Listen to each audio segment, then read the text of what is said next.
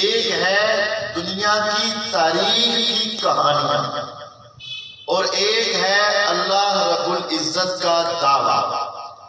قرآن میں جو اللہ تعالیٰ کا دعویٰ ہے اس کا انکار کفر ہے، اس کو ماننا ایمان ہے اور اس کا انکار کفر ہے۔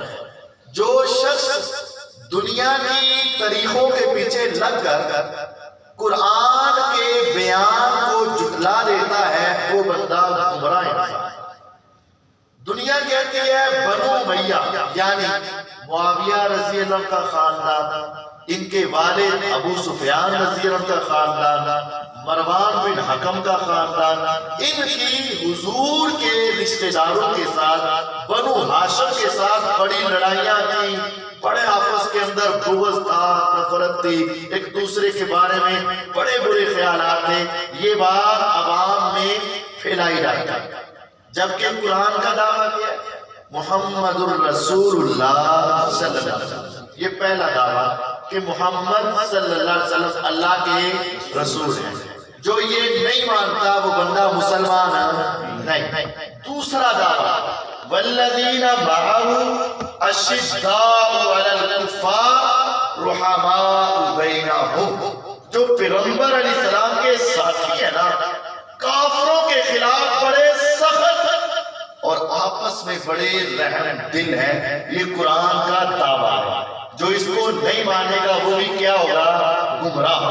قرآن نے کہا کہ صحابہ کافروں کے خلاف سخت اور آپس میں رحم دل۔ 10ویں پارے میں اللہ تعالیٰ نے ایک مقام پہ فرمایا وَأَلَّفَ بَيْنَ قُلُوبِهِمْ، مکے کے اندر مسلمانوں پر ظلم ہوتا، ستم ہوتا، مارے پڑتی، کوئلوں پہ لٹایا جاتا، دام دیا جاتا، بہت ہی ظلم ہوتا، بعد میں وہی ظلم کرنے والے مسلمانوں ہیں۔ فرمایا وَأَلَّفَ بَيْنَ قُلُوبِهِمْ، اللہ نے ان کے دلوں کو آپس میں ملا دیا۔ لو انفقت ما فی الارض جمیعا، اے محمد صلی اللہ علیہ وسلم اگر آپ روئے زمین کی تمام چیزیں خرچ کر لیتے، پوری دنیا کا سونا، پوری دنیا کا مال و دولت، پوری دنیا کی ہر شے خرچ کر لیتے، ان کو جو تکلیفیں پہنچی تھی اس کی وجہ سے ان کے دل آپس میں مل نہیں سکتے تھے۔ لو انفقت ما فی الارض جمیعا، آپ پوری زمین کی ہر شے خرچ کر دیتے، ما الفت بین قلوبہم، آپ ان کے دلوں کو آپس میں ملا نہیں سکتے تھے۔ پھر ہوا کیا؟ ولکن اللہ الف بین قلوبہم، اللہ نے ان کے دلوں کو آپس میں ملا دیا۔ اب یہ اللہ کا دعویٰ ہے، اللہ کا فیصلہ ہے۔ اے پیغمبر علیہ السلام آپ چاہتے ان کو ملا نہیں سکتے تھے، لیکن اللہ نے ان تمام صحابہ کو آپس میں ملایا، یہ اللہ کا دعویٰ ہے۔ اب جو یہ کہے گا نہیں ان کی دشمنیاں تھی، اوپر سے مسلمان تھے، اندر بڑا بغض تھا، اندر بڑی نفرت تھی، ایسا انسان قرآن کا منکر ہے اور ایسا انسان گمراہ انسان ہے۔ آئیے میں تھوڑی تھوڑی ایک دو تین صحابہ کی آپس کی رشتہ داریاں سنا۔ سب سے پہلے جناب محمد الرسول اللہ صلی اللہ علیہ وسلم، آپ کے نکاح کے فیصلے کون کرتا تھا؟ اللہ تعالیٰ۔ حضور علیہ السلام کا پہلا نکاح ہوا کس کے ساتھ؟ سیدہ خدیجہ رضی اللہ عنہ کے ساتھ۔ ان کا خاندان کیا تھا؟ بنو امیہ۔ ان کا خاندان بنو امیہ۔ آج اگر کوئی انسان بنو امیہ کو گالی دیتا ہے، آج اگر کوئی انسان یہ کہتا ہے بنو امیہ کی عقل جہاں ختم ہوتی ہے میری عقل وہاں شروع ہوتی ہے، گویا کہ وہ امی خدیجہ رضی اللہ عنہ کا دشمن ہے۔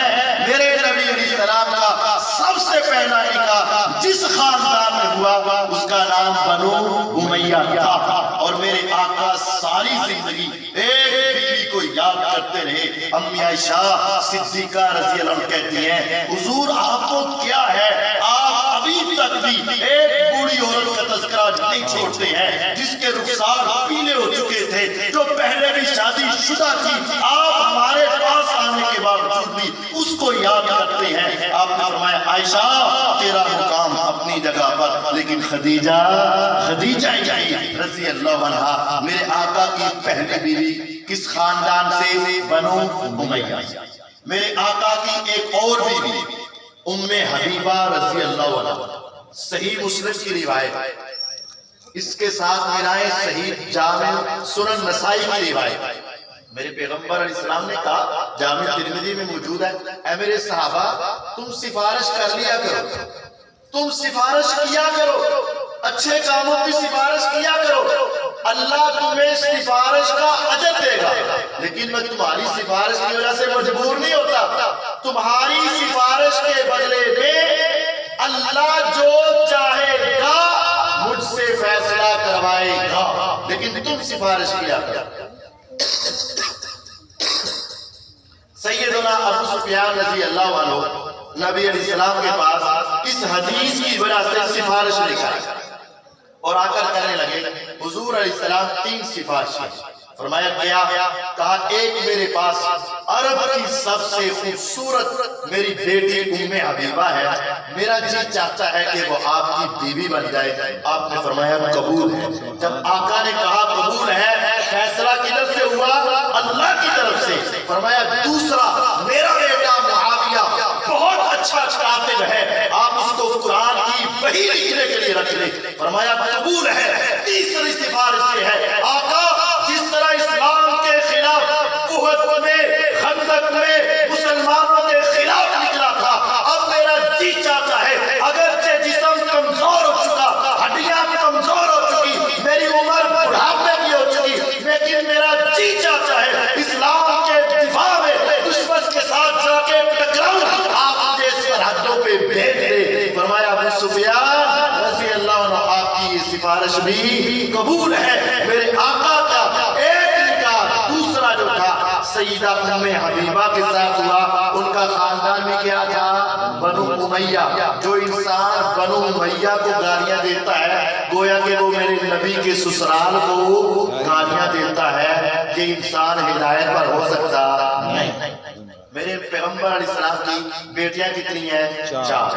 ان میں سے سب سے پہلی بیٹی کے نکاح کا موقع ہے. بیٹی کا نام سیدہ زینب رضی اللہ عنہا، میرے آقا کی سب سے بڑی بیٹی.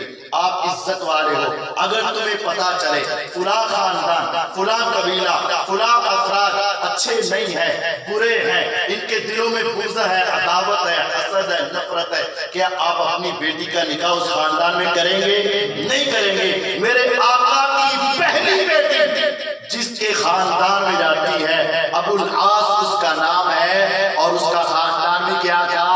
بنو امیہ.